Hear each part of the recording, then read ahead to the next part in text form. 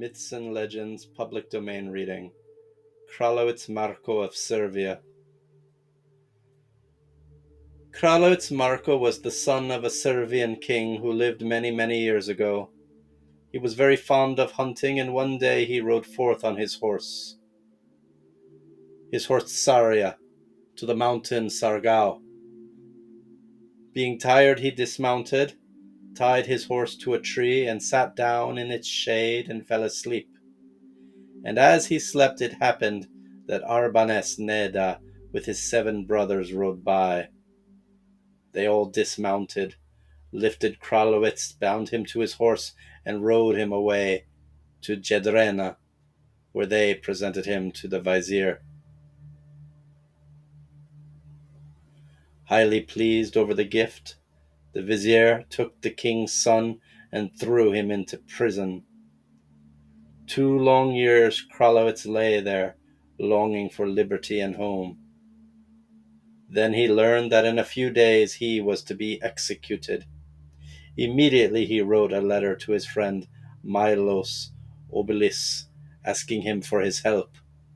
This important message he entrusted to his only companion, a white falcon. Tying the letter under the bird's wing, he set it free. The falcon easily found its way, alighted on Milos's window, and was admitted. Scarcely had Milos read the letter when he and 2 of his friends were ready to set out for Jedrena.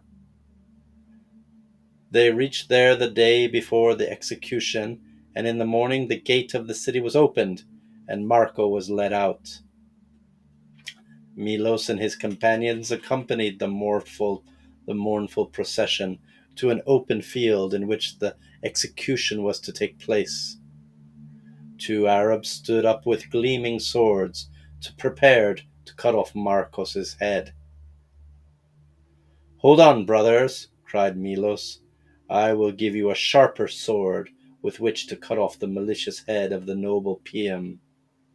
See, with this sword did the good-for-nothing treacherously slay my father, cursed be his hand." With these words he rushed to Markos's side, and then with one swift stroke he cut off the head of one, and with another the head of the other. With still another stroke he severed the chains that bound Marko, and Marko, seizing a sword, swung himself into his saddle, and with his friends began to attack the horde of Turks. Frightened, the Turks fled before him, and Marko and his companions returned to their own country. Marko waited for and soon found the opportunity of showing his gratitude to his friend, for Milos and 2 of his brothers were thrown into prison in Varedin. Milos wrote with his own blood a letter to Marko asking for help. Then the king's son sprang to his horse Saria and rode to Varedin.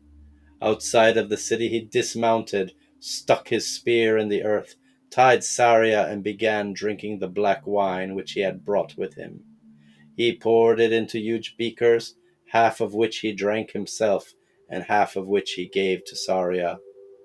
At the same time, a beautiful maiden, the daughter-in-law of the general, passed by. When she saw the king's son, she was frightened and ran and told her father-in-law. Then the general sent out his son Velimir with 300 men to take Marko prisoner. The knights encircled KRALEWITZ Marko, but he continued drinking his wine and paid no attention to them.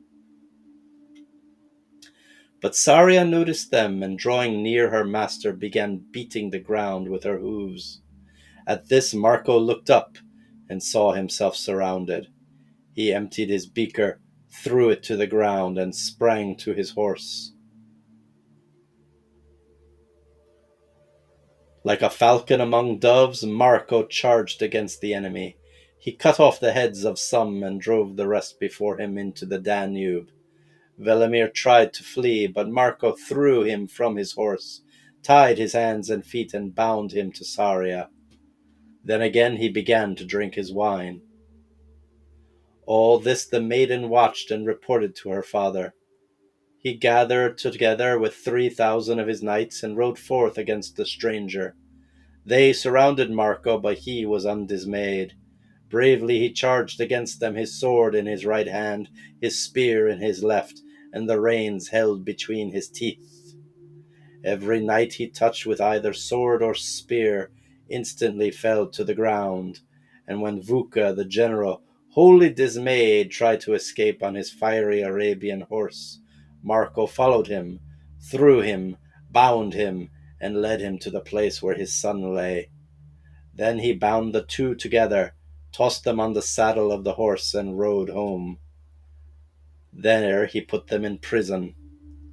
Hearing this, the wife of the general wrote a letter to Marko, begging for mercy for her husband and son.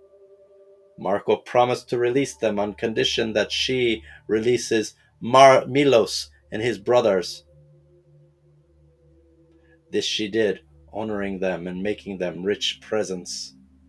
Now, for the love of heaven, said she, see that my husband and my son return to me.